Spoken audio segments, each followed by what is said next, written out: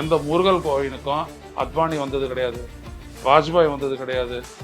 எந்த ஒரு தலைவரும் பழனி முருகன் கோயிலில் கும்பிட்டதாகவோ, திருப்பரங்குன்றத்தில் கும்பிட்டதாகவோ, அறுபடை வீட்டில் எந்த பக்கம் வந்து தலை வச்சு படுத்ததா கூட வரலாறு கிடையாது. முருகனுக்கும் அவங்களுக்கும் எந்த சம்பந்தமும் இல்லை. அப்போ பாஜகவை பற்றி புரிஞ்சுக்கணும் அப்படின்னோம்னா, அது நாம் நினைக்கிற மாதிரி ஒரு ஆன்மீக கட்சி அல்ல, அது ஒரு மதவாத கட்சி. அவங்க என்ன நினைக்கிறாங்கன்னா, தமிழன் அப்படின்ற ஒரு தனித்துவத்தை வந்து முதல்ல முறிக்கணும். எடப்பாடி பழனிசாமி சொல்றாரு, இல்ல அமித்ஷாவோட நம்ம ஏன் கூட்டணி சேர்றோம்னா அவரால் நம்மளுக்கு ஜெயிச்சு தர முடியும் அப்படின்ற வார்த்தையை சொல்றாரு. அதிமுக எந்த இடத்துல வேலுமணி, தங்கமணி, எல்லா மணி பிளஸ் மணி பவர் எல்லா இடத்துல அதிமுகவை விட 2 மடங்கு ஓட்டு வாங்கக்கூடிய பலம் வாய்ந்ததா பாஜக சொல்லு. பாஜகவுக்கு வந்துட்டு எல்லா விதமான இடத்தையும் முட்டு கொடுக்குறாங்க. இல்லாட்டி நேத்து இவங்களை வச்சுக்கிட்டே பெரியார அவங்க எது வேணாலும் பேசிட்டு போவாங்க. அது அண்ணாவே பேசுறத வந்துட்டு அங்க வச்சுட்டு பெசாத பார்த்துட்டு இருக்கிறாங்க வேடிக்கை. அப்போ எடப்பாடி தலைமையிலான அஇஅதிமுக வந்துட்டு அது அதிமுகவே கிடையாது, அது அடிமைப்பட்ட கொள்கை ரீதியாக சொல்ல வர அது அடிமைப்பட்ட திமுக தான். எடப்பாடியோட கன்ஃபார்ம் பண்ணாரு அமித்ஷா டெல்லியில, இந்த 3 காரு மாறி போய் பண்ணிட்ட உடனே அவன் அடுத்த அழைப்பு யாரு கொடுத்தாருன்னா அண்ணாமலைக்கு தான் கொடுத்தாரு. நம்மளுக்கு தேவை தமிழ்நாடு கேன்சல், கேரளாவில் இது நடக்கவே நடக்காது. அப்போ அவங்க எதை குறி வைக்கிறாங்கன்னா, தமிழ்நாட்டில் பாசிபிலிட்டி இருக்கு, ஏன்னா இந்த கட்சி வீக்கன் ஆகிருக்கு, இது இடத்த நம்ம பிடிச்சிட்டோம் அப்படின்னா திமுகவை அடுத்தபடியாக சாப்பிடலாம் அப்படின்றத அவங்களுடைய. ஆந்திராவினுடைய துணை முதல்வர் பவன் கல்யாண் வந்திருக்கிறாரு. வந்தது மட்டும் இல்ல, அவர் வந்து என்னை முருகன் தான் வர சொன்னார் அப்படிங்கிறாரு. அது மட்டும் இல்லாம நீங்க வந்து இந்துக்கள் அப்படிங்கிற விவகாரத்தில் மட்டும்தான் கிரிட்டிசைஸ் பண்றீங்க. பெரியாரனுடைய எமர்ஜென்சன் அப்படின்றத வந்துட்டு ஐயா வாவு சிதம்பரம் பிள்ளை பாராட்டி பேசுறாரு. இங்க சீமான் எல்லாம் வந்துட்டு ஏதோ கத்திட்டு கிடக்குறாங்க, இவங்களுக்கு எல்லாம் தெரியாது.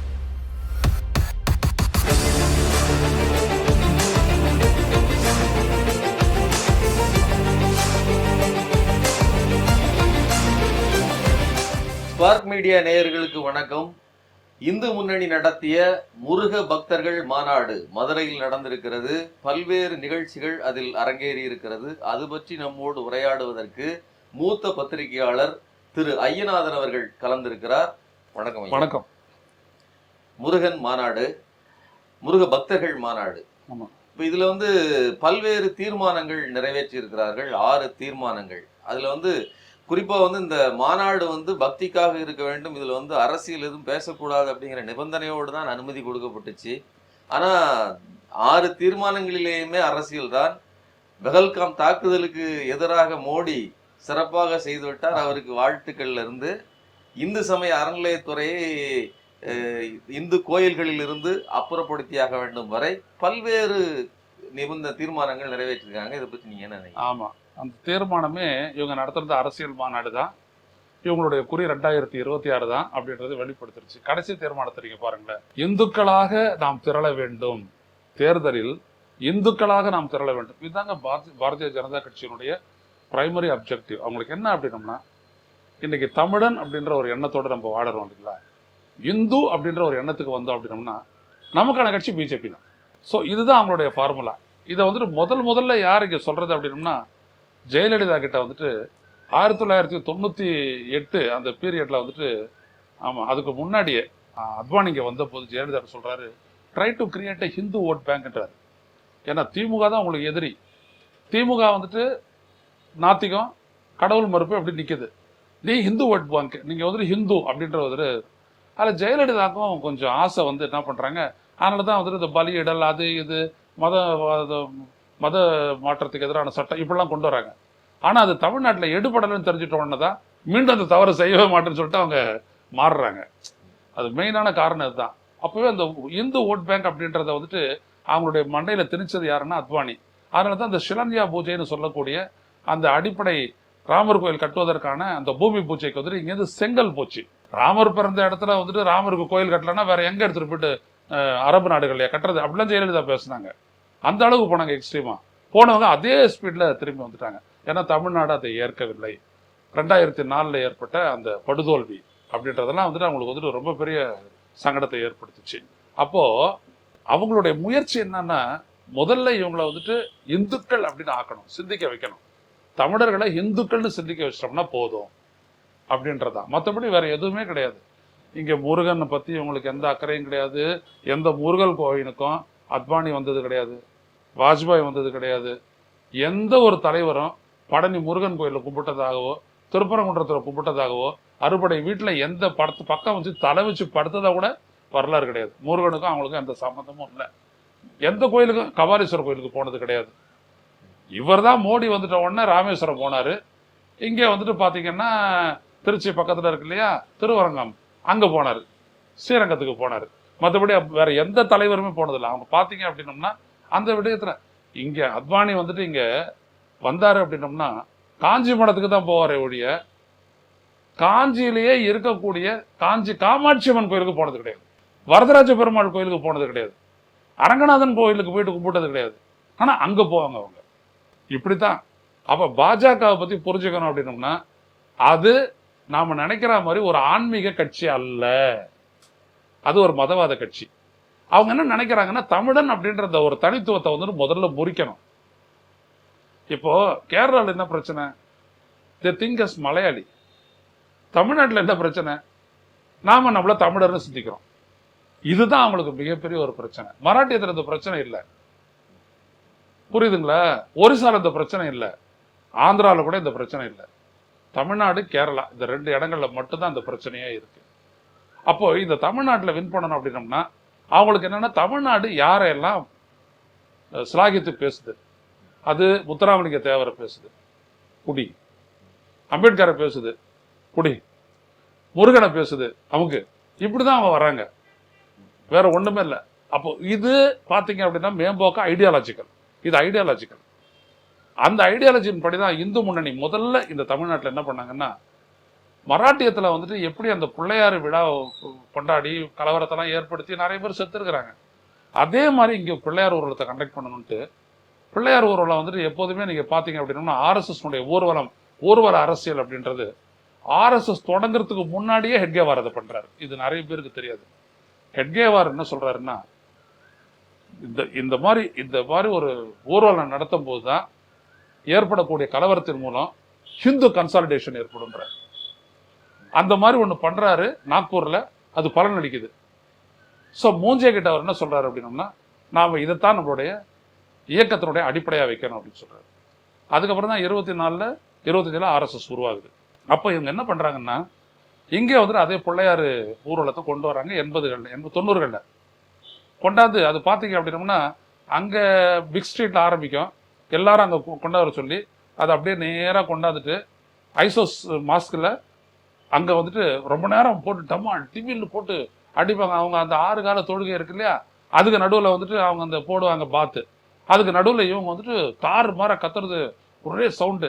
அதுக்கப்புறம் அங்கேருந்து போயிட்டு திருவட்டீஸ்வரன் கோயிலுக்கு போயிட்டு அப்படி போயிட்டு மெரினால கரைக்கிறது. இப்படிதான் ஒரு வருஷம். இந்த நிகழ்ச்சியில வந்துட்டு கலவரம் ஏற்படக்கூடாது. சில நேரங்களில் கல் அடிச்சிருக்கிறாங்க, மசூதி உள்ள செருப்பு அடிச்சிருக்கிறாங்க, இவ்வளவு பண்ணியிருக்காங்க. ஆனா இதுல இடத்துல பாராட்டக்கூடியவங்க தமிழ்நாடு காவல்துறைங்க.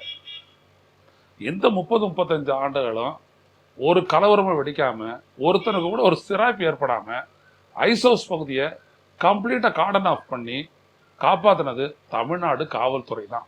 சோ செக்குலர் தேயார் கிளீனா அவங்க வந்துட்டு அந்த மத கலவரம். அது மட்டும் இல்லாத இந்த கரைக்கிற இடத்துல வந்துட்டு கரைச்சல் ஏற்படக்கூடாதுன்றதுக்காக கிரேன் அடிச்சு எடுத்துட்டு போயிட்டு நீ ஒன்னும் உள்ள போவான்னு சொல்லிட்டு தூக்கி எடுத்துட்டு போயிட்டு அங்க பண்றது. அப்புறம் கார்பரேஷன் என்ன பண்ணிடுச்சு, எதை வேணாலும் கரை, நான் மறுநாள் கத்தால அள்ளிடுறேன் அப்படின்ட்டு நீங்க மறுநாள் மத்தியானம் நீங்க அதே பட்டினப்பாக்கம், அதே இது பெசன்ட் நகர் எங்க போனீங்கனாலும் மறுநாள் மத்தியானமே கடற்கரையை சுத்தமா இருக்கும். இது எல்லாமே என்ன அப்படின்னோம்னா இவங்களுடைய அந்த கலவர அந்த அபாயத்தை சதியை தடுப்பதற்கான ஒரு முயற்சி தான் நடந்தது. தமிழக அரசா, தமிழக காவல்துறையா, தமிழ்நாடு சென்னை மாநகராட்சியா இது பண்ணப்பட்டது. இப்படிதான். அப்போ ஐடியாலஜிக்கல் இது ஒண்ணு. இன்னைக்கு இவர் ஏன் அதை செய்யறாரு, அமித்ஷா வந்துட்டு இதை ஏன் கூர்மைப்படுத்துறாரு? ஏன்னா திருப்பரங்குன்றத்துல அவங்களுடைய மூவ் தோத்து போச்சு. திருப்பரங்குன்றத்துல வந்துட்டு நீங்க பாத்தீங்க அப்படின்னா அது அந்த சாய்பு மலையாது கிடையாது, அதை எப்படி அப்படி அடைக்கலாம் அப்படி இப்படின்னு சொல்லி பார்த்தாங்க. ஆனா அந்த மக்கள் அதை ஏத்துக்கல. நாங்க ஆண்டாண்டு காலமா அது நடக்குது. அவங்க படையில போடுறாங்க, நாங்க போய் சாப்பிட்றோம். நாங்க அங்க இருக்கிற எங்களோட குலதெய்வத்தை போய் கூப்பிடுறோம், படையல் போடுறோம், அவங்க வந்து சாப்பிட்றாங்க, எங்களுக்கு பிரச்சனை இல்லை. நாங்க எங்க கோயில்ல சாமி கும்பிடுறோம், அவங்க மசூதியில சாமி கும்பிடுறாங்க. அதனால நீங்க வந்து குழப்பாதீங்கன்னே சொல்லிவிட்டாங்க.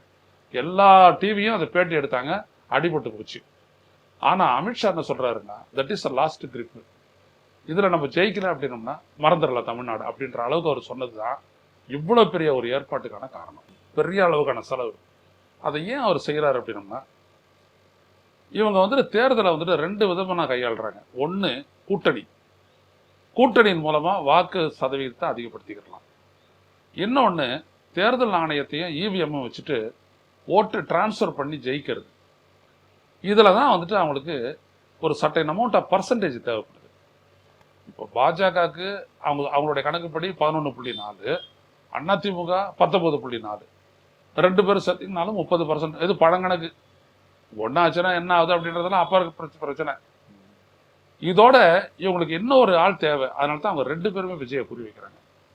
எடப்பாடி பழனிசாமியும் விஜயை குறி வைக்கிறதுக்கும் பாஜக குறி வைக்கிறதுக்கும் காரணம் என்ன அப்படின்னோம்னா, ஒரு 35 to 40% ஓட்டு வந்துருச்சு அப்படின்னோம்னா, அடுத்தபடியாக அந்த 3வது இடத்துக்கு வருது இல்லையா, திமுக அணி அதிமுக அணி, இது 2 பாஜக அணி, இது 2த்துக்கு அப்புறம் 3வதா வருது இல்லையா, அந்த 3வதா வரக்கூடிய கட்சியினுடைய ஓட்டுகளில் பாதி தூக்கி இருந்தாண்ட மேலே போட்டோம்னா இவங்க வின் பண்ணிடலாம். இந்த டிரான்ஸ்ஃபர், இதுதான் ஹேக்கிங் அப்படின்றது. இதை வந்துட்டு இந்த டோட்டலை, அந்த ஓட்டு பதிவான டோட்டலை எந்த விதமான சேஞ்சும் இல்லாத இதை பண்ணிடலாம். இதை நான் வாக்கேந்திர சூழ்ச்சி மக்களாட்சியின் வீழ்ச்சின்ற புத்தகத்தை நான் ரொம்ப தெளிவாக சொல்லியிருக்கேன். நீங்கள் பார்த்தீங்க அப்படின்னோம்னா இதுதான் அவருடைய சூத்திரம். தன்னை சந்தித்த ஒரு நபர்கிட்ட அமித்ஷா எடப்பாடி பழனிசாமி சொல்கிறாரு, இல்லை அமித்ஷாவோட நம்ம ஏன் கூட்டணி சேர்றோன்னா அவரால் நம்மளுக்கு ஜெயிச்சு தர முடியும் அப்படின்ற வார்த்தையை சொல்கிறாரு. ஸோ இவங்களுக்கு எல்லாம் இவிஎம்மை பற்றி, தேர்தல் ஆணையம் பண்ணுறது, பர்சன்டேஜ் கூட்டி காட்டுறது, எல்லா வித்தையும் உங்களுக்கு தெரியும். அதிமுக தெரியாதுனால இல்லை. இப்போ மதவாத அரசியல் செல்லுபடி ஆகாது அப்படிங்கிறத அதிமுக ஜெயலலிதா ஆட்சி காலத்திலேயே நிரூபணம் ஆனதுக்கு பிறகும் மதவாத சக்திகளோடு இணைந்து நிற்பதும் முற்றிலுமாக அவர்களுக்கு இணங்கி செல்வதுமாகத்தானே இந்த அதைத்தான் நான் முடிக்க வந்தேன். இப்ப இந்த மாற்றம் ஏற்பட்டு ஒரு வெற்றி வந்துருச்சுன்னு வச்சுக்கோங்களேன், அந்த வெற்றிக்கான காரணத்தை எதை வச்சு சொல்லுவீங்க? அப்போ அதுக்கு தான் சொல்லுவாங்க, அங்கேயே திரண்டாங்க இந்த மக்கள் வந்துட்டு இந்து ஓட் பேங்க் உருவாயிடுச்சு. இப்போ இன்னைக்கு வந்துட்டு பவன் கல்யாணம் பேசுறது, அண்ணாமலை பேசுறது எல்லாமே நீங்க பாத்தீங்கன்னா அதுதான் வந்துட்டு சுட்டி காட்டும். அன்னைக்கே திரண்டுட்டாங்க, அன்னைக்கே முடிச்சிட்டாங்க. நீங்க ஒரு விடயத்தை பாருங்க, கடந்த மக்களவை தேர்தல் எல்லாருக்கும் நான் சொல்றேன், அண்ணா திராவிட முன்னேற்ற கழகத்தை விட கொங்கு மண்டலத்துல பாஜக பலம் வாய்ந்ததா? அதிமுகவுடைய ராமச்சந்திரன் 2,36,000 ஓட்டு 56,000 ஓட்டு வாங்குறாரு. அண்ணாமலை 4,50,000 ஓட்டு வாங்குறாரு. இது சாத்தியமா சொல்லுங்க நீங்க பாப்போம். அதிமுக எந்த இடத்துல வேலுமணி, தங்கமணி, எல்லா மணி பிளஸ் மணி பவர் எல்லா இடத்துல அதிமுகவை விட 2 மடங்கு ஓட்டு வாங்கக்கூடிய பலம் வாய்ந்ததா பாஜக? சொல்லுங்க.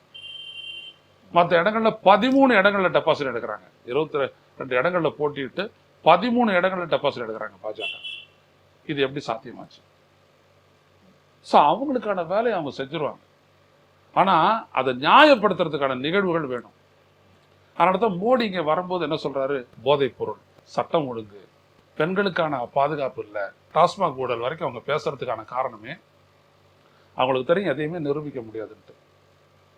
ஆனா அதை நியாயப்படுத்துறதுக்கான அடிப்படையாக வச்சுக்கிறாங்க. இந்த தேர்தல் முடிஞ்ச உடனேயே உங்களுக்கு நல்ல நினப்பு இருக்கும், பாஜகவினர் யாரும் விவாதத்துக்கே வரல.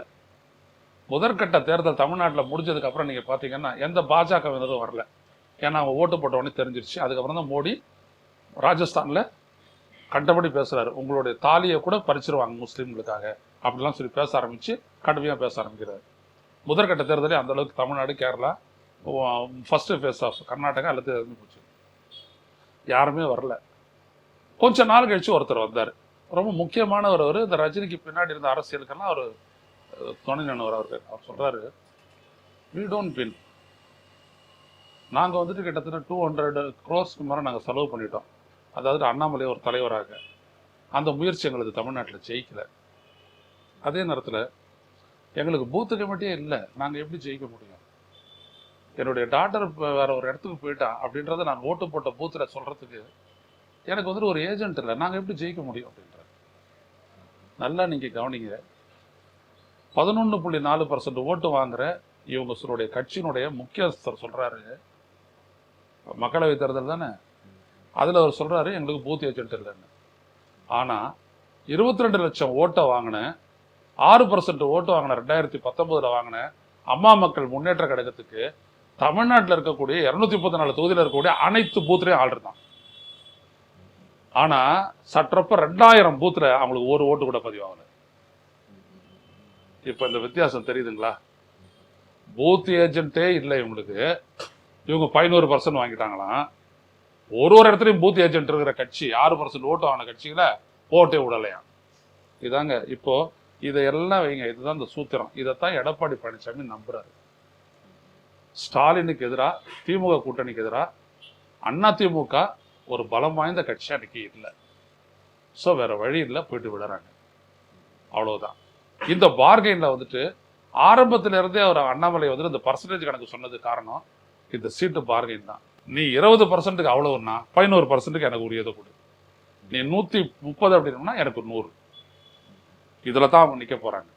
இது ஒரு வகையான மிரட்டுதல் இல்லையா? அதுக்கு வந்து இவர்கள் சரண்டர் ஆகிறது. ஒன்றிய அரசு கிட்ட எல்லா விதமான அதிகாரமும் இருக்கு ஐயா. ரைடு கொடுக்குற அதிகாரம் இருக்குது. அந்த அதிகாரம் மட்டும் தமிழக அரசுக்கு, மாநில அரசுக்கு இருந்ததுன்னா எவ்வளவு அதிமுக இது பாஜக மினிஸ்டர்கள் எவ்வளவு பேர் புடிச்சு போட்டு வழக்குல இது பண்ணிருக்கலாம். இல்ல, எடப்பாடி பழனிசாமி கொஞ்சம் அதாவது ஒரு ஆளுமை நிறைந்த நபர் இல்லையா? அதாவது பேரம் பேசுறதுல கொஞ்சம் வல்லமை உள்ள. இல்ல, பேரம் பேசுறதுல வல்லமை உள்ள ஒரு கட்சியை பொறுத்த வரைக்கும் ஒரு ஸ்ட்ராங்கஸ்ட் லீடர் தான், ஒரு ஹெவி வெயிட் தான். நான் மறுக்கவே இல்லை. ஒரு விடயத்தை நம்ம புரிஞ்சுக்கணும். அவருக்கு வந்துட்டு அவங்களுக்கெல்லாம் ஒண்ணு என்னன்னா, வெற்றி அப்படின்ற ஒரு இடத்த தான் அவங்க பார்ப்பாங்க. வேற எதையுமே பார்க்க மாட்டாங்க. இந்த தேர்தல் முடிஞ்சிட்ட உடனே வேலுமணியை வச்சு பேச வச்சதே எடப்பாடி தான். பாஜகவோட இருந்திருந்தோம் அப்படின்னம்னா நம்ம ஒரு 10 சீட்டு ஜெயிச்சிருக்கலாம் அப்படின்னு சொல்ல வச்சதே வந்துட்டு எடப்பாடி தான். இல்லாட்டி இந்த வார்த்தை சொல்ல மாட்டாரு. அமித்ஷா நம்மளுக்கு வெற்றி ஜெயிச்சு கொடுத்துருவாரு அப்படின்ற வார்த்தை வராது. அதான் ரொம்ப முக்கியம். ஸோ அதிமுகல எடப்பாடி பழனிசாமி அவர் கூட இருக்கக்கூடிய அந்த சகக்களை பொறுத்த வரைக்கும் கொள்கை கோட்பாடு கிடையாது. ஆட்சி, அதிகாரம், இது ரெண்டு தான். அப்போ எல்லா பொறுப்பையும் இவங்க வந்துட்டு பாஜக கிட்ட தள்ளுறாங்க. நீங்க கவனிங்க. பாஜகவுக்கு வந்துட்டு எல்லா விதமான இடத்துலையும் முட்டு கொடுக்குறாங்க. இல்லாட்டி நேத்து இவங்களை வச்சுக்கிட்டே அண்ணா பெரியார அவங்க இது வேணாலும் பேசிட்டு போவாங்க. அது அண்ணாவே பேசுறத வந்துட்டு அங்க வச்சுட்டு பெசாத பார்த்துட்டு இருக்கிறாங்க வேடிக்கை. இவங்களாம் ரொம்ப முன்னாடியே வந்துட்டு சங்கிகளா ஆயிட்டவங்க தான். அது மாற்று கருத்தே கிடையாது. சங்கிகள் ஆயிட்டவங்க தான் இவங்களாம். அதனால ராஜேந்திர பாலாஜி இன்னைக்கு ஒத்தனை கொடுக்குற மாதிரி ஏதோ பேசுறாரு, மற்றபடி வேற எதுவும் இல்லை. அவங்களுடைய நோக்கம் ஜெயிக்கணும், திமுகவை தோற்கடிக்கணும். நம்ம கிட்ட அந்த பலம் இல்லை. அந்த பலத்துக்கு என்னென்ன செய்யறது, இது ஜெயிச்சுதான் நியாயப்படுத்துறதுக்கு என்னென்ன செய்யறது, அது அவங்களுடைய முடிவு தான். இல்ல, அப்போ நீங்க சொல்ற கணக்குப்படி பார்த்தோம்னா அவர்களுக்கு ஜெயிக்கிற பலம் இல்லை அப்படிங்கிறது வந்து ஒரு காலமும் அப்படிப்பட்ட பலம் இனிமேல் வரப்போவதில்லை அப்படின்னு அவங்க வந்து முடிவுக்கு வந்துட்டாங்களா? ஏன் கேட்கிறோம்னா, தங்களுடைய அண்ணா திராவிட முன்னேற்ற கழகம் அதை வந்து இவர் RS பாரதி அவர் சொல்லியிருக்காரு. பேரிலேயே அண்ணாவை வைத்திருக்கிறார்கள். ஆனா அண்ணாவை குறித்து இழிவா பேசுறாங்க, வீடியோ போடுறாங்க, அதை பார்த்துட்டு உட்கார்ந்து இருக்காங்க. இவர்களுக்கு உணர்வு இல்லையா அப்படின்னு கேட்டிருக்காரு. ஆமா, உண்மைதான் அது. அவங்க என்னைக்கும் அதுல மாறிட்டாங்க. சரி, ஜெயலலிதா இருந்த வரைக்கும் என்னன்னா, தமிழ்நாட்டினுடைய உரிமைகள், உணர்வுகள் இது ரெண்டுத்துக்கும் இடம் கொடுத்தாங்க. ஏழு பிரச்சனைகள்லாம் அவங்க எல்லாம் வந்துட்டு எங்களுடைய பேச்செல்லாம் கேட்டுக்கிட்டு அந்த உண்மையெல்லாம் தெரிஞ்சவொடனே எப்படிப்பட்ட நடவடிக்கை எடுத்தாங்கன்றதுதான் அவங்களுக்கு தெரியும். ரொம்ப பட்டவர்த்தனமாக அவங்க சொன்னாங்க, அங்க நடந்தது என்ன அடித்தல் தான், அதில் இந்திய அரசிற்கு தொடர்புடைய இருக்கிறது என்பதுதான் ஆராயப்பட வேண்டியது அப்படின்ற அளவிற்கு சட்டப்பேரவையிலையும் பேசுனாங்க, வெளியிலையும் அறிக்கை கொடுத்தாங்க. அந்த மாதிரியான ஒரு எண்ணம் இருந்துச்சு. இவர் நீங்க பாத்தீங்க அப்படின்னம்னா பேசவே மாட்டாரு. இப்போ அமித்ஷா என்ன சொல்றாரு, இந்த நாட்டுக்குள்ள வர்றவங்க ஒரு 11 வருஷம் வாழ்ந்துட்ட உடனே அவங்க சிட்டிசன்ஷிப் கேட்கறாங்கன்னா அவங்களுக்கு எதிராக எந்த விதமான சட்ட சீக்கிரம் இல்லைன்னா அவங்களுக்கு குடியுரிமை கொடுப்பாங்க. ஆனா ஈழ தமிழர்களுக்கு தரமாட்டோம் அப்படின்னாரு. இங்க அதற்கு எதிர்ப்பு வந்துச்சு, எல்லாரும் எதிர்த்தோம். அதிமுக கிட்ட ஒரு எதிர்ப்பும் இல்லை. இதுதான் நம்ம கவனிக்கணும். அப்போ எடப்பாடி தலைமையிலான அஇஅதிமுக வந்துட்டு அது அதிமுகவே கிடையாது. அது அடிமைப்பட்ட கொள்கை ரீதியாக சொல்ல வரேன், அது அடிமைப்பட்ட திமுக தான். இன்னொன்று நீங்க பாத்தீங்கன்னா, இப்போ இந்த ஸ்டாலின் இந்திய ஒன்றிய அரசுக்கு எதிராக இத்தனை வழக்குகள்லாம் போட்டு ஆளுநருக்கு எதிராக போட்டு இவ்வளோத்தையும் பண்ணார் இல்லைங்களா? இதே இந்த இடத்துல எடப்பாடி பழனிசாமி இருந்தார்னா இப்படி போட்டு வழக்கே தொடுக்கப்பட்டிருக்காரு, எதுவுமே நடந்திருக்காரு.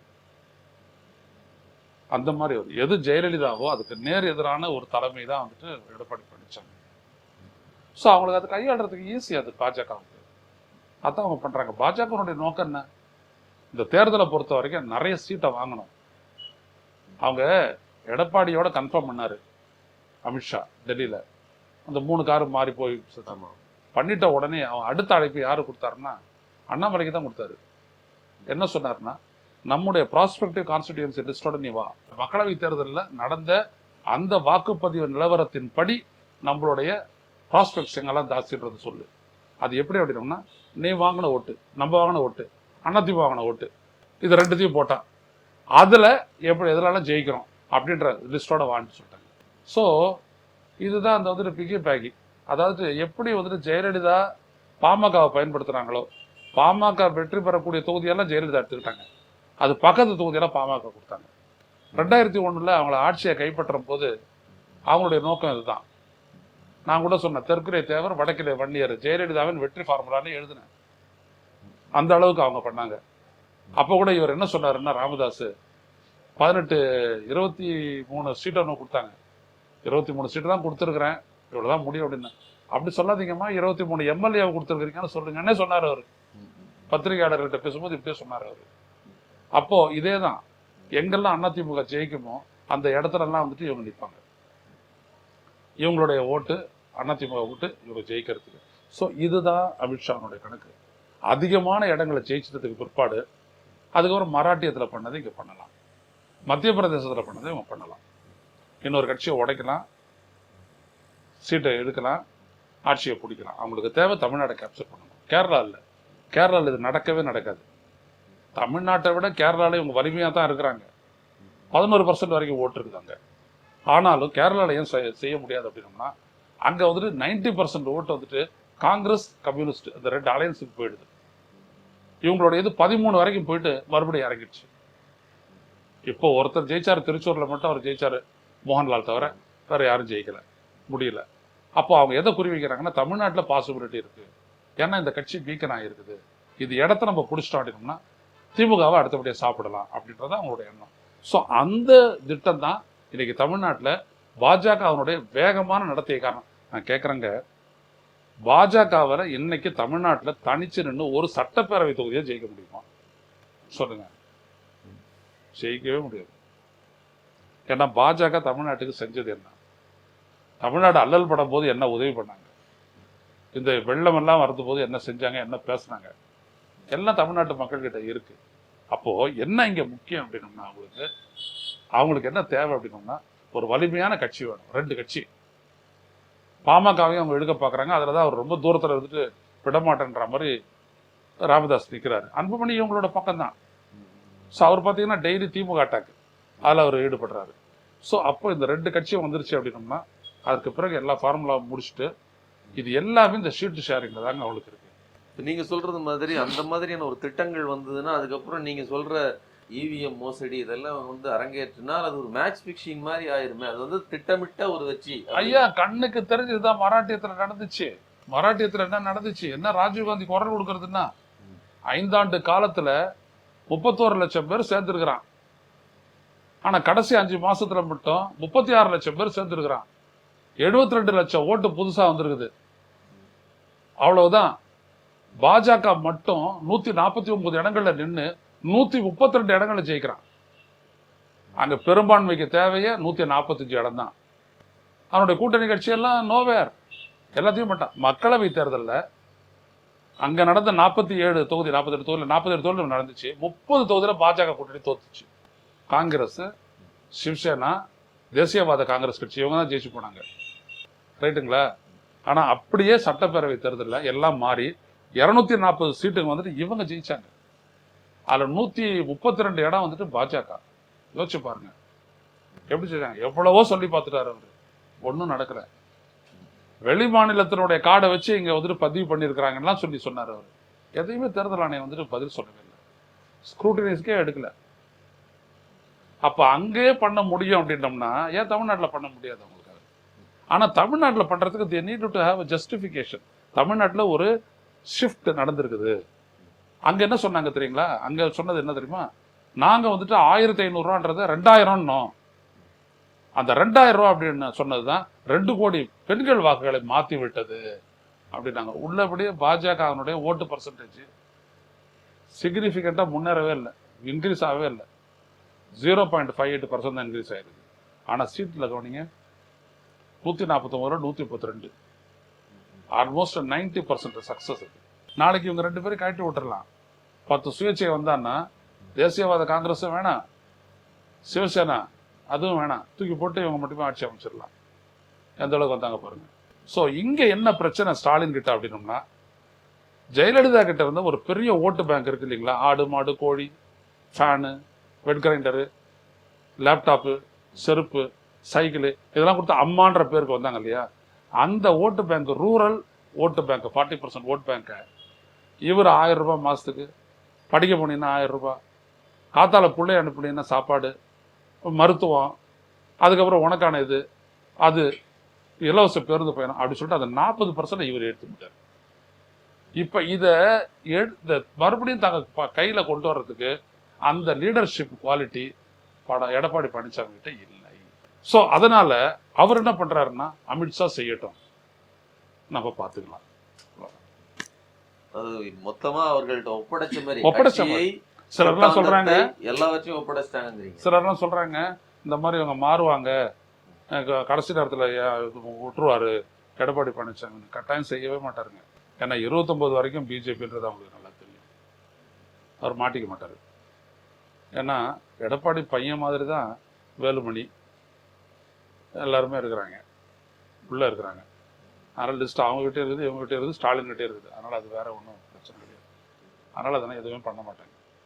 காம்ப்ரமைஸ் பண்ணால் தான் நம்ம ஜெயிப்போம். அதாவது எப்படி இவர் வந்துட்டு பிஜேபி உடைக்குது அதிமுகவை, எங்களை பிஜேபி தான் உடைச்சுது அப்படின்னு சொல்லிட்டு ஒரு அதிமுக பேசணும், ஒரு அதிமுக சொல்லுங்க பார்ப்போம். நம்மளாம் பேசணும் இல்லையா? ஓபிஎஸ் பேசினாரா, இபிஎஸ் பேசினாரா, சசிகலா பேசுனாங்களா, தினகரன் பேசினாரா? தினகரன் வந்துட்டு எனக்கு இப்போ 54 வயசு, என்னை சிறையில் வச்சுனா கூட 10 வருஷம் தான், ஆனால் வந்துட்டு தமிழ்நாட்டில் பிஜேபி விட மாட்டேன், ஒழிப்பேன் அப்படின்னு சொன்னார். ஒரே சார்ட்டர்டு ஃப்ளைட்டு போயிட்டு வந்தார். இன்ன வரைக்கும் பார்த்தீங்கன்னா ஒன்றும் இல்லை. இவ்வளோதான். 39 தொகுதியில் 2019 வேட்பாளரை நிறுத்தி பரப்புரை பண்ண ஆளு திருச்சி தேனி 2 தொகுதியோட செட்டில் ஆகி உட்காந்துட்டாரு. ரொம்ப நன்றி ஐயா. நன்றி. பல்வேறு கேள்விகளுக்கு உங்களுடைய முக்கியமான பொன்னான நேரத்தை ஒதுக்கி எங்களுக்கு பதில் சொல்லுவீங்க. நன்றி.